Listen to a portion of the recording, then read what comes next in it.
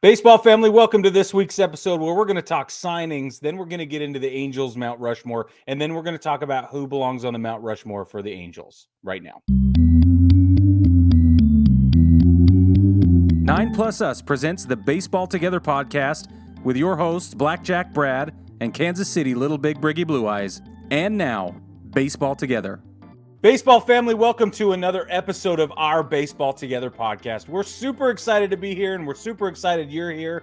I'm Brig, and as per the mostest usualist, I got the Brad Master right here with me. How are you, Brad? I'm doing well, actually. I'm doing good today. How are you today, Brig? I am giddy, gleeful, and filled of joy. So good. I'm glad. None of that was hyperbolic. None. I actually do feel that way today, and that is a wonderful place to be. That is truly a wonderful place to be. Yeah, you should try it out. Baseball family, we really are excited you're here. We have a slow week as far as current events go, but we were able to tease some things out of the news cycle for you that have happened in the last couple of days. And we are going to start with the Angels as our theme for this week. Let's jump into Arte Moreno is now suddenly not selling the Angels. They released a statement, and Brad is really excited to have my live reaction. I did not read it prior to, so I'm excited to hear it. Are you ready for this break? Yes, sir. Okay, it says, during this process, it became clear that we have unfinished business and we feel we can make a positive impact on the future of the team and fan experience. Hold on. Okay. This offseason, we committed to a franchise record player payroll and still want to accomplish our goal of bringing a World Series championship back to our fans. We are excited about this next chapter of Angels baseball. We are grateful to Galatio, I'm not sure what that is, sports partners for their outstanding efforts throughout the process that allowed us to meet with a number of highly qualified individuals and groups who expressed strong interest in the club. However, as discussions advanced and began to crystallize, we realized our hearts remain with the Angels and we are not ready to part ways with the fans, players, and our employees. Arte Moreno, Angels owner. Now, Brig, what do you think about that? Okay, I have a couple of thoughts. Okay. First, I want to poo-poo the whole, we're paying everybody more than we've ever paid them. It's get with the program and catch up to current times. That's part one. Okay. Part two is that it sounds an awful lot like this deal went sideways. Yeah. And everybody else pulled out. And they were like, how are we going to save face? Well, we've decided that we no longer want to do this thing. Yeah. Or my other thought was nobody wanted to pay they were asking, right? Yeah, for sure. Because they have a big fat contract with Mike Trout that they cannot get out of, who has a back problem. Ever. They also have Shohei Ohtani, who is not looking like he's going to come back next year, who I feel like would be a big selling point for any ownership group, but he really seems like he wants out of there. So it's those two, it's kind of like, not a good investment right now. And Rob Manfred did say that it's not a good idea to invest in baseball right now. So yeah, thanks, Rob. Yeah.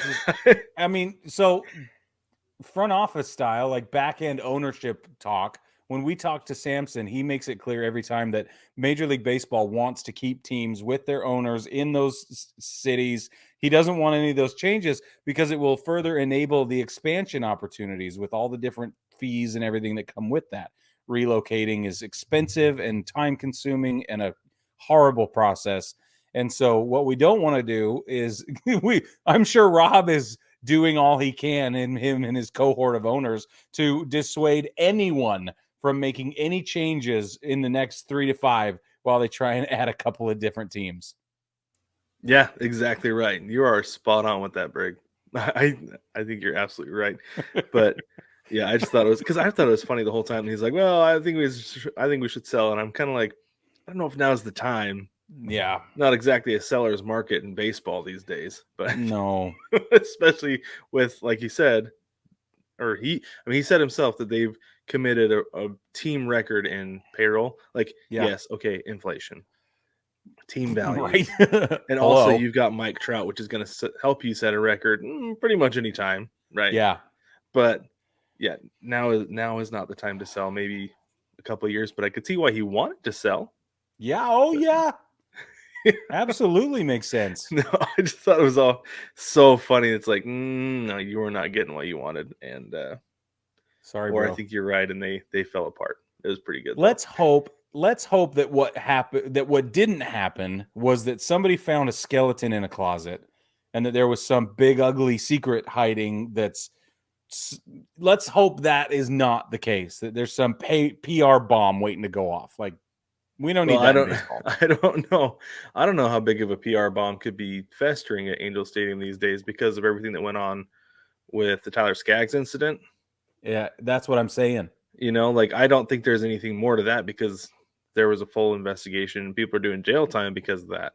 I don't think it's the Skaggs thing. I think that I'm just saying, like, I'm just hoping, You think from there the might be cynical side of me, that there's another not something skeleton else. buried Yeah. deep under the concourse? Yes, that's what I'm saying. That they Mm. use to dip their chicken fingers in. Okay. Hot steaming bowl of something nasty. All right, so the D-backs they've made history once again. They've named Ronnie Gajownik. Say that 5 times fast. Ronnie I cannot, and Gajownik. I will not. Thank you. Me neither.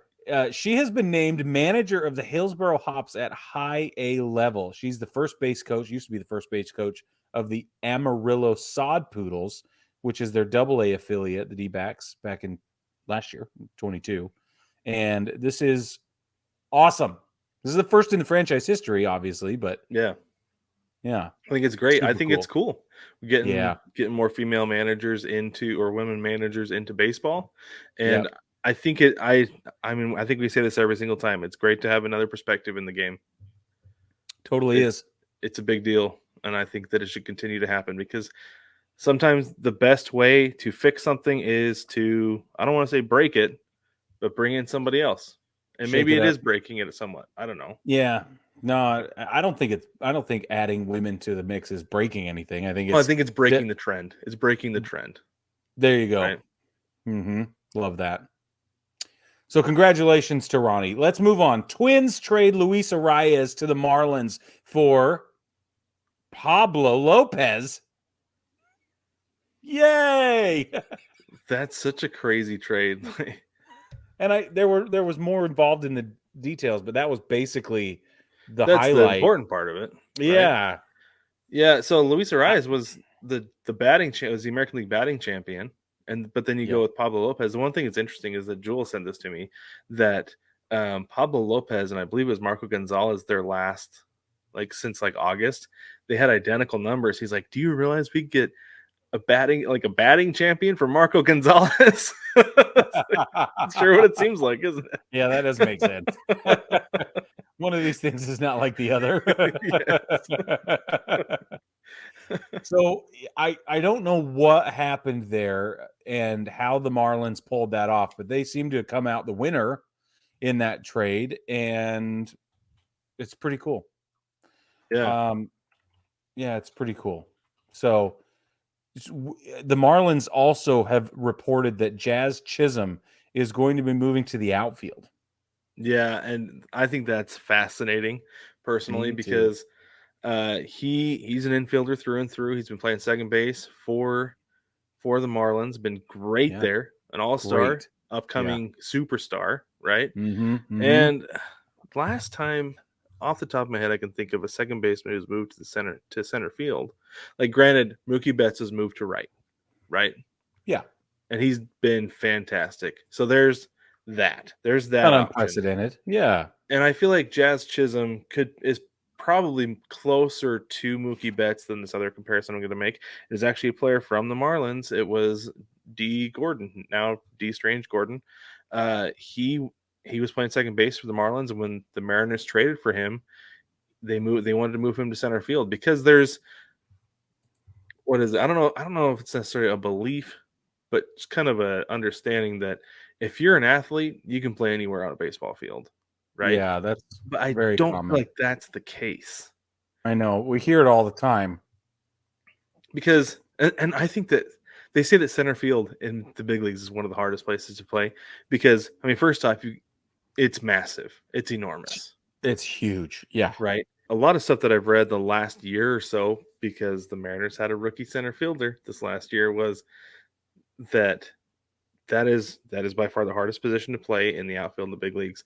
It's hard to read the ball coming off the bat because of the grandstand. And if, in fact, when Julio was told that he was going to be on the opening day roster for the Mariners, Scott Service said, "Do you think you can play center field in the big leagues?" He goes, "Yeah, because I know there's some people doubting you." He's like, "That's fine." He goes, "Do you think you can do it with a second level on that grandstand?" And I think that's what makes it hard, right? Is that You lose second the level of the ball. grandstand? Yeah.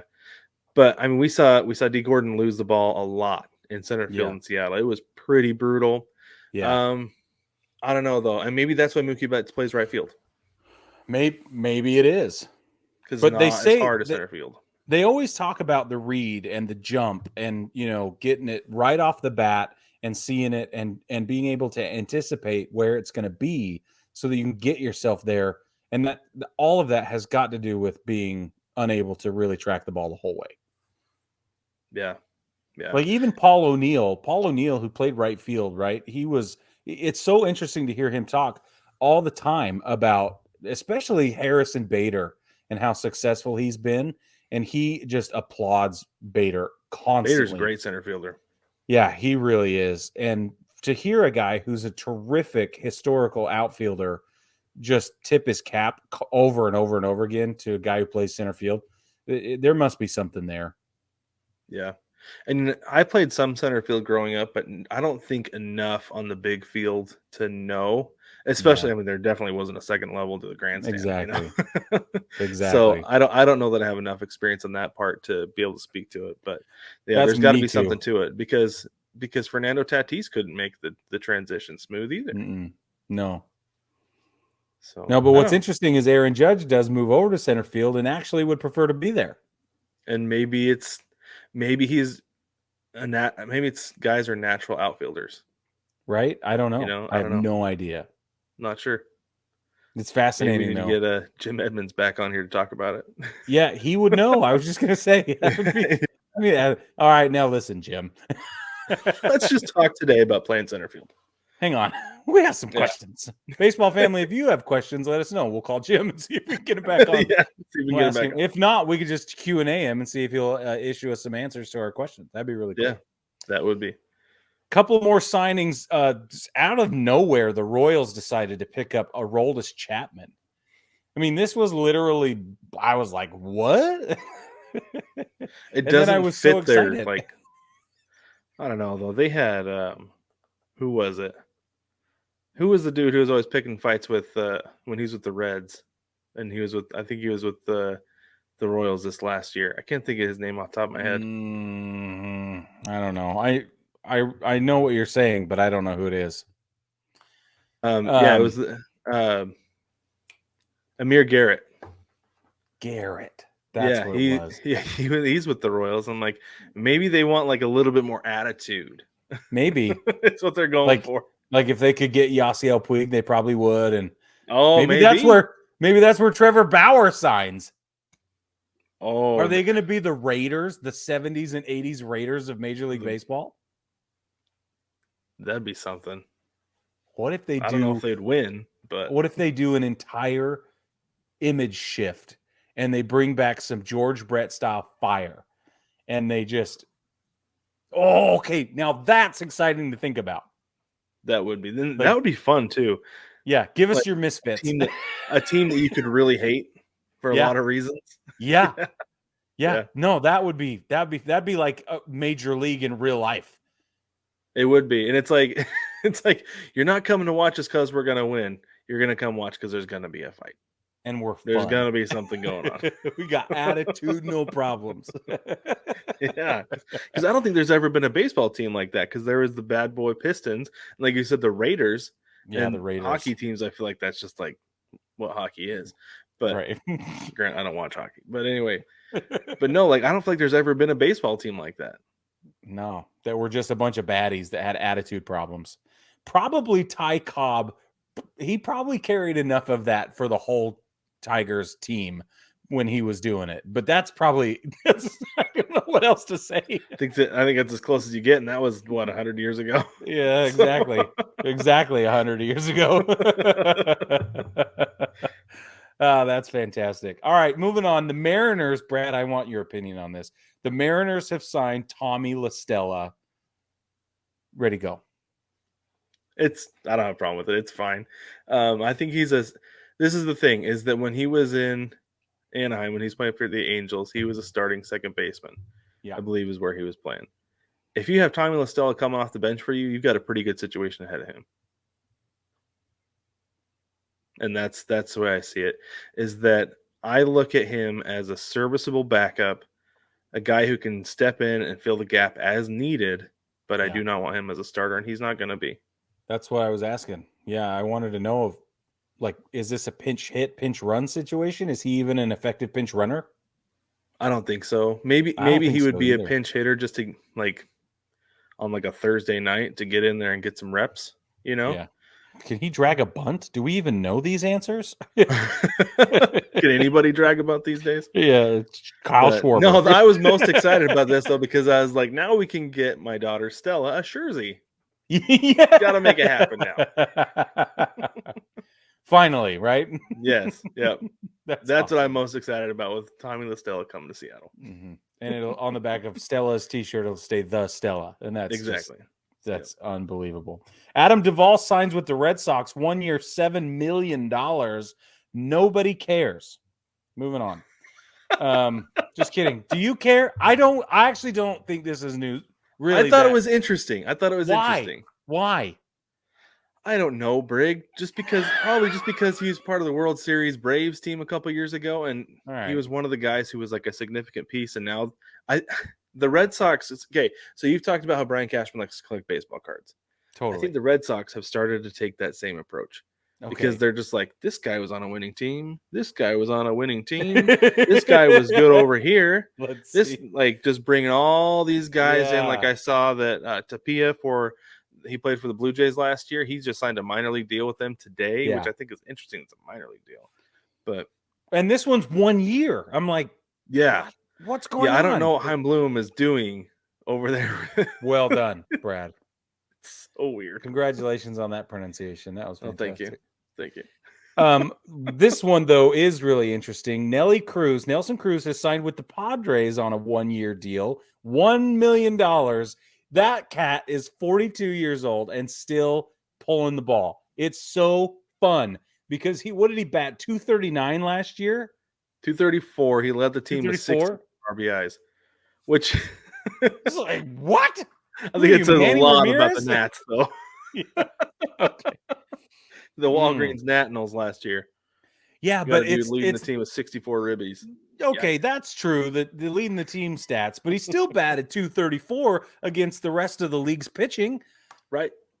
So, and in these past couple of years where batting average has just been historically low, I feel like it's just not that bad an average. It's a serviceable performance. Yeah. What did he hit? That's what they're going to pay him to do. What did he hit? 20-something home runs last year? I'll check 15 or 20. Why don't you tell us about the rest of Nelly Cruz and filibuster while I look this up? Okay, because there's some interesting information that Brig found out while we were looking at this. The cool thing, we're glad he continues to play baseball and represent the old fogies that can somehow still do it. It's awesome. And the universal DH is a great reason to celebrate for Nelly Cruz. But he's been named the general manager of the Dominican Republic team for this year's World Baseball Classic. It's super exciting because it's the first time a player has ever been named the general manager of a World Baseball Classic team while being an active player in Major League Baseball. Boom. That's awesome. So cool. Nelson Cruz hit. So first off, he played in 124 games last year. Okay. Give me the over under. What do you think? Over under 16 home runs last year. I think 124 games. Over. Under. Was it 15? He hit 10. Oh! 10 home runs. I chose 16 because I felt like a reasonable number, but that's reasonable. He hit 10 home runs last year. Well, especially when I came in hot at 20. Yeah. You're welcome. You have double the home runs. And he slugged 337. He hit 234 and slugged 337. Well, 651 OPS. There you go. What's his on-base percentage? 313. Okay. Interesting. He's a strikeout guy. That's great. Big time. 119 strikeouts. There you go. 49 walks was all. No. Mm, Yeah, 49 walks. yeah. Hey, you know what, though? He was Take never it. caught stealing. I'll take it. There you go. He's 4 for 4 on stolen bases. Big time leadership, though. I mean, Big time. I've never heard any clubhouse issues with him. Have you? Other than a steroid getting popped for Right. roids with the Orioles. But even then, though, like, nobody has a problem with him. It's odd, isn't it? Like, everybody loves that guy. Like, when he was Yeah. in Seattle, everybody loved him. Yeah. So, yeah, big time clubhouse guy. Super For sure. interesting. Okay. Last couple of things is Mike Trout says his back is pain-free. Big old fat air quotes on that. I don't know anybody who sustained a back injury and has reported being pain-free ever in its wake. But I'm really excited about the possibility. Like, right. if it's true, this could be amazing. Well, and this is my thing, is he says that he's been pain-free for 4 months. He said that he had some pain when he first came back off the IL. Sure, of course. Right. But let's see. We're in January. Yeah. December, November, October. So he says he's been pain-free since September. Was that the end of September? Because we're at the end of January. Let's go ahead and give him They that. stopped playing the beginning of October. And when exactly did Mike Trout stop playing during the season? May. Well, no, because he came. What I'm saying is that he came back and he said it bothered him. So then did he stop playing the end of September? Did he not play in October? And then he's like, oh, my back feels fine now. It's like, your back feels fine because you're not playing baseball. Like, maybe you're lifting some weights, maybe you're throwing, you're doing some hitting, but you're not going through the everyday rigors of baseball right now. Right. That's why I'm not buying it. Me neither. I'm not buying the pain-free thing. Now, if he were to say, yeah, it hurts, but I'm good, that's different. That is different. Don't sugarcoat it, right? Don't try and sell me a pile, because I know it's a pile. All right. But if you want to be a hero, that's fine, but be an honest hero. That's all I'm asking you to do. Don't lie to me and tell me it doesn't hurt, because that's not true. But say, yes, I still got some stuff I'm dealing with. I'm working on it. And also, I'm here to play. There you go. I'll be ready at spring training. Yeah, that's all you got to say, man. Don't have to sugarcoat it for us. Anyway, we'll see how that turns out. Let me be absolutely clear. We wish Mike Trout nothing but the best. I just want to just shoot it straight. That's all I'm asking. Okay, for sure. Last thing before we take a break, we're going to get more into the Angels. Is spring training is 24 days away, ladies and gentlemen. 24 days. Oh! So excited. Brig, you're going to be here in like 6 weeks. I know. So pumped, man. For the World Baseball Classic. Oh my gosh. Can't even wait. I already got my plane tickets. It is happening. It is happening. We're very excited. All right, baseball family, we'll take a quick break. Yeah, and we'll come back. We're going to talk about the Angels, Mount Rushmore.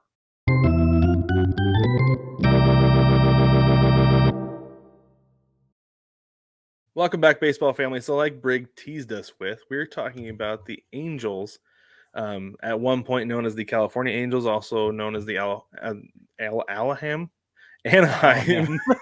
Angels. Yeah. Currently known, and also at one point known as the LA Angels of Anaheim. Currently have the LA Angels. Man, it's such a mouthful. I don't know why it's so hard. Incredibly because hard. Anaheim Angels flows, and that's the way it should be. But anyway, Brig, do you want to tell us about the history of these Angels? Yeah.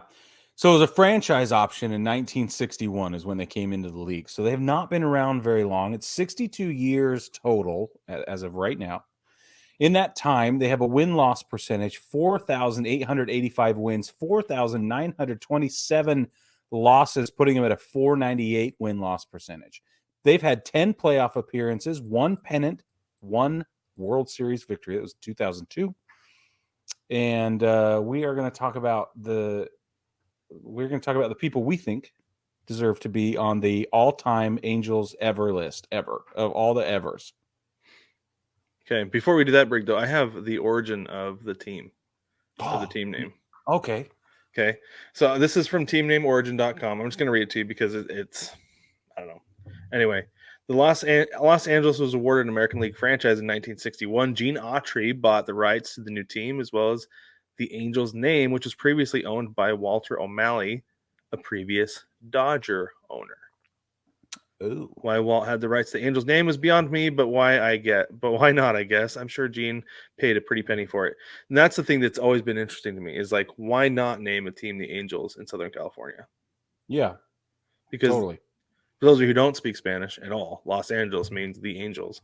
So it said the team started as, and this is something that I have always thought was interesting and a little bit more relevant for what we have today with the team name. The team started as the Los Angeles Angels. Correct. But they quickly changed to the California Angels when they moved to Anaheim in 1966. So that was just 5 years as the LA Angels.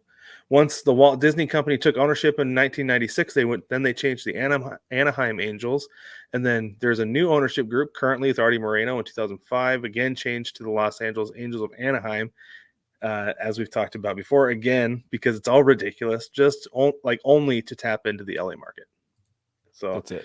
Their lease with the city of Anaheim at the time binded them to having the city name in their name, hence the Los Angeles Angels of Anaheim. And then it says cooler heads prevailed in 2015, which allowed them to drop the Anaheim part so they could simply be known as the Los Angeles Angels. And there was much rejoicing. Those are not my words. That's what it says on the page. It says that on I thought that was you. The world and needs you to take good credit in the for world that. again is what it says. Oh, that's great. So good. All right, Brig, go ahead and lead us off with your first guy. Hey, all right, I'm going to lead us off. My first guy that I think deserves to be on the Angels Mount Rushmore list has a career WAR of 82.4. He's been a 3-time MVP, 10-time All-Star, 2-time All-Star MVP. He's won a defensive title and a Defensive Player of the Year award, Rookie of the Year, 9 Silver Sluggers. He has been the Major League Player of the Year as well. He throws right. He bats right. He's 6'2", 235 pounds, and is the current center fielder for the Anaheim Angels, Mike Trout. Mike Trout. I have Mike Trout on my list as well. Yeah. Let's get it out of the way, I say. Yeah, for sure. Absolutely. And I don't think there's anybody really in the history of the franchise who's more deserving than Mike Trout. Zero. There are 0 people more deserving than Mike Trout. Especially since he's going to finish his career there.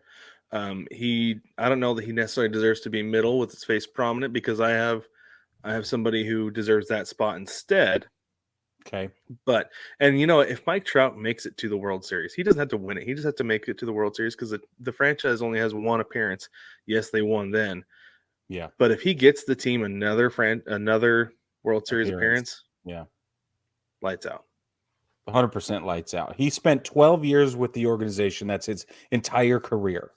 He's been there. He's going to finish it out there, which was, I know, it's a difficult financial position for the franchise, but it's a terrific branding and marketing perspective or approach. The problem is he needs an image coach.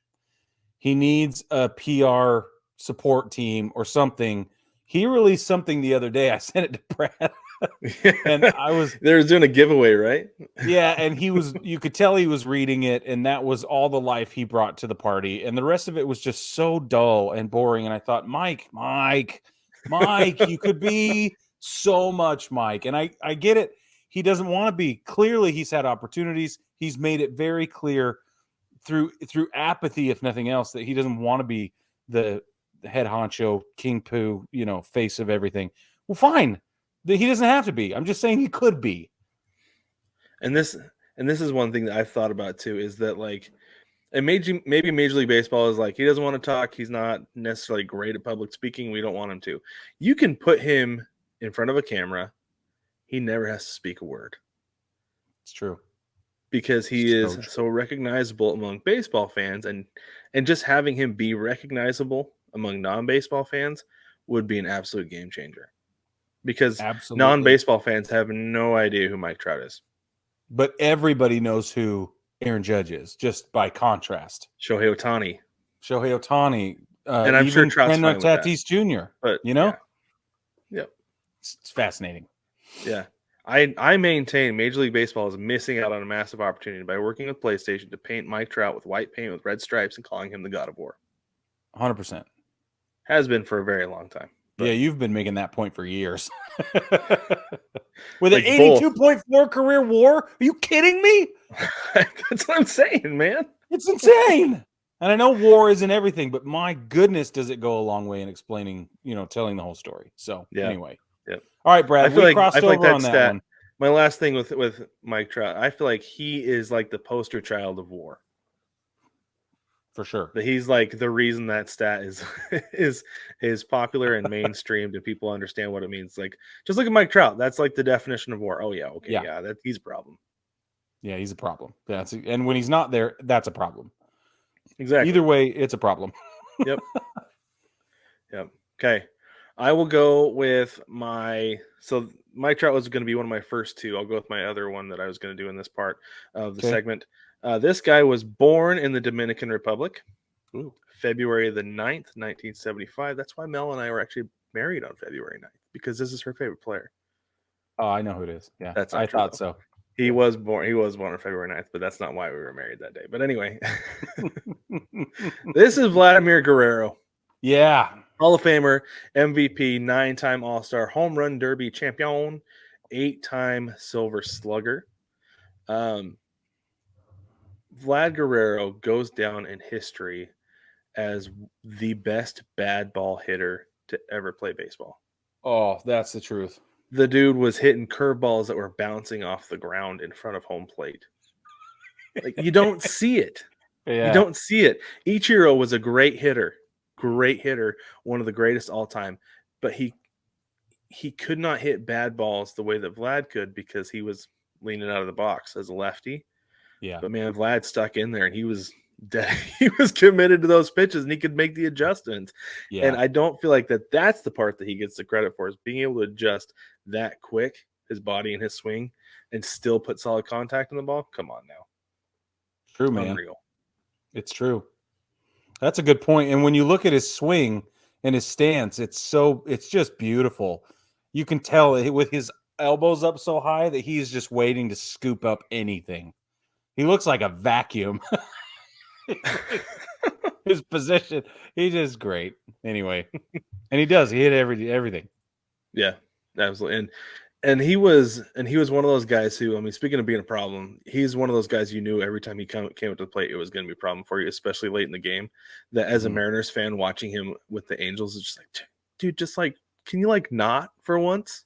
Yeah, Yeah. So, yeah, he's gonna go down as an all-time Angel, and I feel like he definitely deserves to be on the Mount Rushmore there.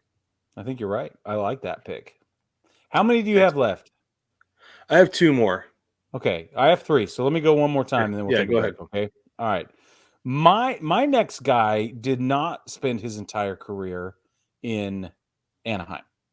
Okay, that's my first caveat, because I really like doing that if I can, but I just can't with not enough. What? Nobody stayed in Anaheim. That's what I was going to say, that nobody had very long careers there. Like Vlad was there for like 8 years, and that was it. Yeah. Yeah, this guy was there for, let me count. Hold on. 1, 2, 3, 4, 5, 6, 7, 8. 8 years in Anaheim as well. Anyway, career WAR, 81.3, my friend. 81.3. Also a massive problem. 8-time All-Star, 2-time ERA title, 1969 World Series, but not with the Angels. He is in the Hall of Fame. He earned the nickname the Ryan Express in an Angels hat. I got to give it to Nolan Ryan. I have to. I feel like it's valid too. Because there were 2 teams that he had the most success with. It was the Angels and I believe the Astros, right? Was the other team that he had much of his success with? Yeah. So I think it makes absolute sense. I didn't include Nolan Ryan. Yeah. But I think mostly just because I feel like he deserves to be on the Astros Mount Rushmore more than he would be on the Angels or even the Rangers. I was going to say the Rangers as well, but I think I put him on both of those Mount Rushmores already anyway. He's going up on 3 for me. Sorry. Nolan Ryan. I'm a huge Nolan Ryan junkie. For those of you that don't know about Pop Fly Pop Shop, I will show you after the break. I'll pull it out and I'll show you exactly what it is. The Ryan Express is a big deal for me. He was a 5-time All-Star in Anaheim, and it was in Cy Young voting the whole time he was there, and just terrific.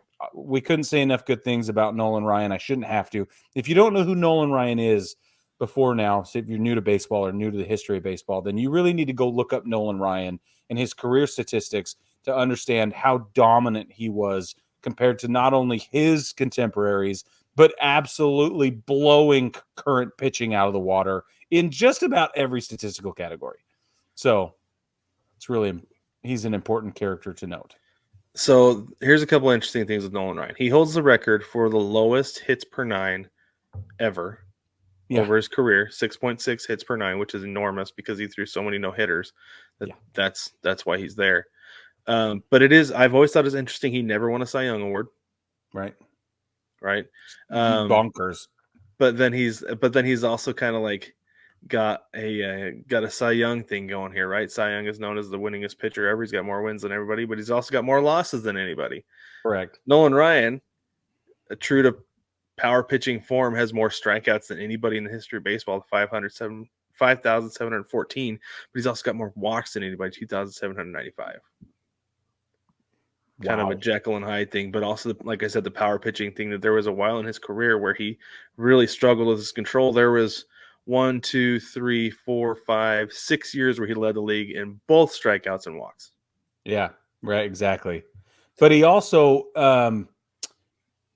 he has a career ERA of 3.19, which is admirable over the career of 27 years. That's the thing that's craziest to me. It's not like he had a 3.19 over 12, which would be normal, right? For those of you trying to calibrate that at home, a 12-year career would be reasonable in today's age. He pitched for 27 years. Yeah, like, and he has a career ERA of 3.19. When I found out that he was a rookie in 1966, and I got to watch him as a kid in the 90s, like that blew my mind. It's like, wait, what? I couldn't wrap my head around it. Nolan Ryan threw 4 no-hitters in the Angels uniform. Just for the Angels. Just for the Angels. Yeah. Yep. 4. Okay. Put him on the mountain, Brad. Let's take a quick break. When we come back, Brad's going to tell us more about his opinions.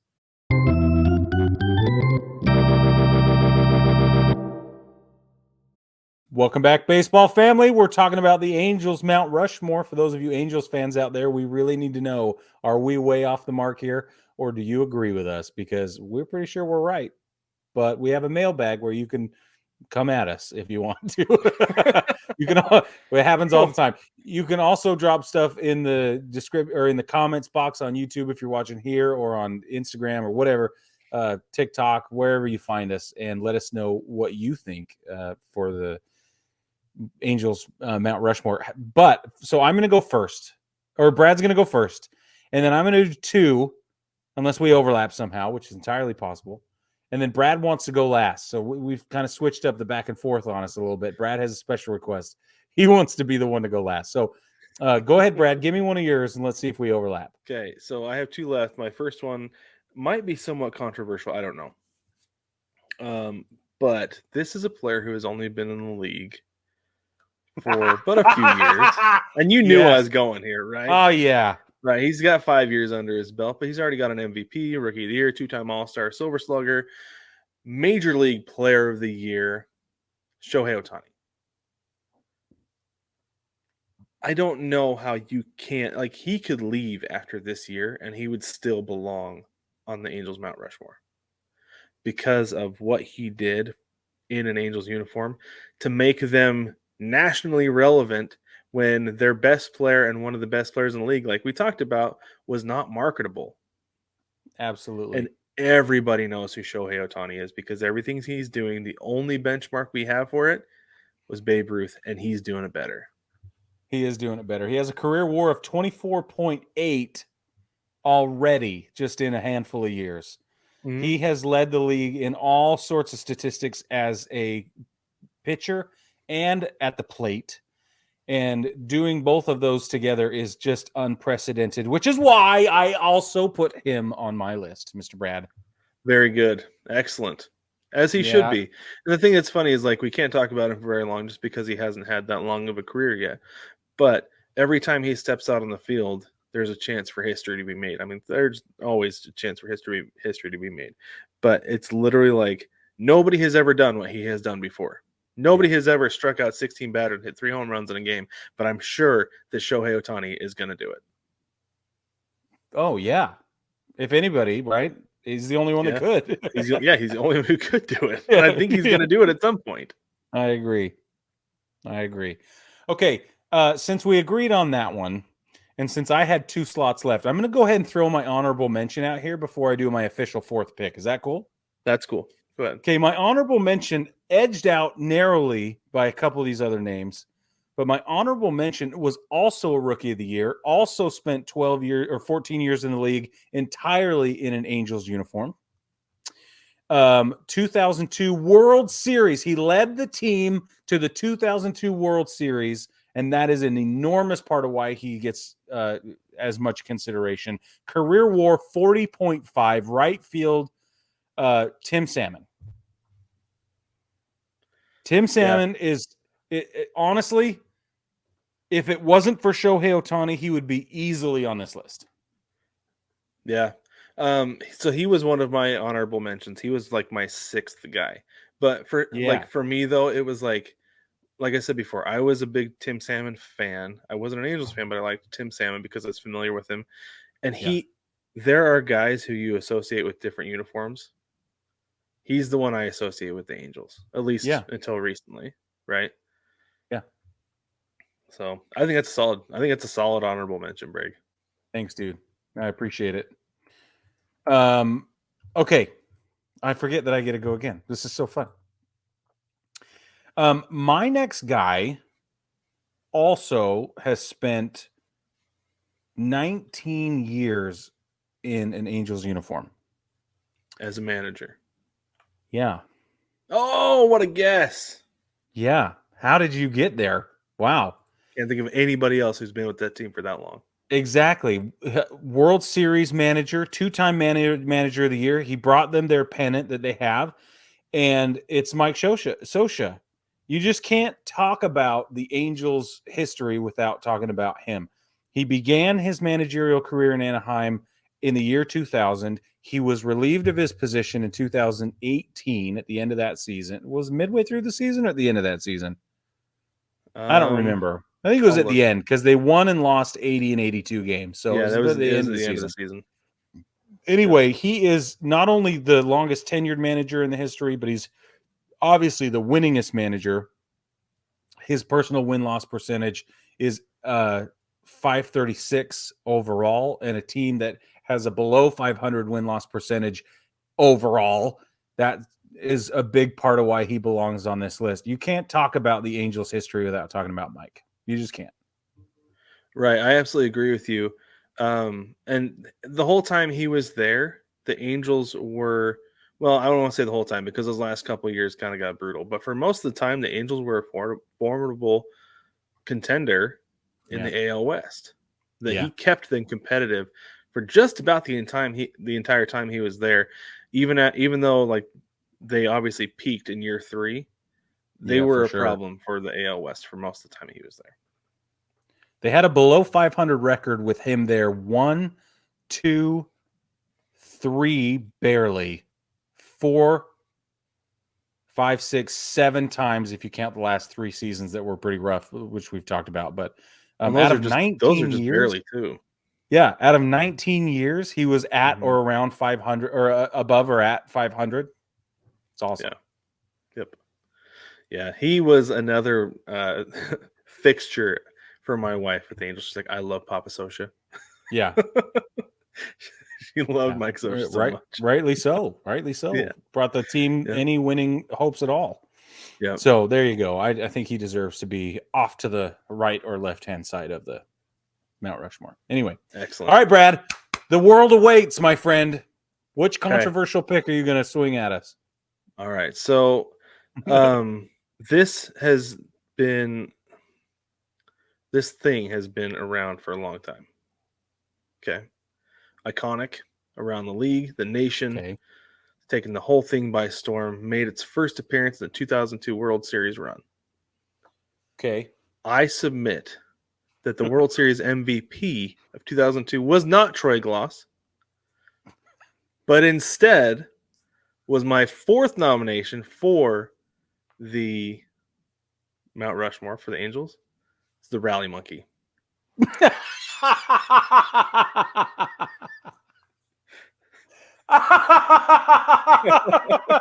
The Angels would not have won the World Series if it was not for the Rally Monkey. The Rally Monkey persists 20 years later. And, Brig, you can buy a Rally Monkey, I know for sure, at every Cactus League team store. At least you could 2 years ago when we bought one. Oh, no. Because Wilson had to have it. Had to have the Rally man. Monkey. I was like, it's fine. We'll get one. But for a while, you saw Rally Monkeys all over the entire league with every uniform on. And it started in Anaheim. Yeah. And they still play the Rally Monkey on the Jumbotron in Anaheim. Bro, you're right. I did not see that coming. It was wholly unexpected. And you were waiting, leaning into the screen on that one. I was like, don't say the bullpen cart or some dumb thing. And then you did. I was imagining a bullpen cart with the baseball bats holding up the half shell. Like, I was like, how are you going to carve that into the mountainside? No, Rally Monkey. The Rally Monkey way is my better. fourth spot. It's way better. And I actually feel like the Rally Monkey deserves to be middle and prominent. Because if it had not been for the Rally Monkey, the Angels don't have a World Series title. They're 0 for 1 in the World Series. Instead, they're 1-0 in the World Series. Oh my gosh, dude, that is so good. You're welcome. Well, okay. Okay, baseball family, tell us what you think about the Rally Monkey. You can drop it in the comments. You can hit us up on the mailbag at baseballtogether.com. And don't forget, February 1st is the last day that you can jump on the shop at 9plusus.com. And that is mere days away. Talking 7 of them. Well, 6 now. So don't screw this up. If you want to go buy something, go do it now. Chances are running away fast. As fast as the Rally Monkey thought. We thought the Rally Monkey would run away. The Rally Monkey persists. But our shop does not. That's right. It'll be remodeled. It'll be back in a different form. But for now, sure, it's going away. But in the meantime, Brig, if you don't hop on the shop in time, there is a link to Fanatics. We are officially an affiliate partner with Fanatics, and we're very happy to be. So you can hit the link down in the description, buy anything on the store, and it helps out the podcast. So you can get yourself a Diamondbacks hat. You can get an Expos hat like what Brig has. Yeah, for sure. Fantastical. Boom. Amazing. Or just go buy your own team stuff. Get ready for spring training. Get ready for the season, whatever it is. Just make sure you go through that link, and you will support the show so very much. We appreciate your support. All that you don't forget to like, subscribe, rate, and review. Drop us a comment on YouTube. Give us a sub so you don't miss anything. And baseball family, thank you so much for joining us. We will catch you next week.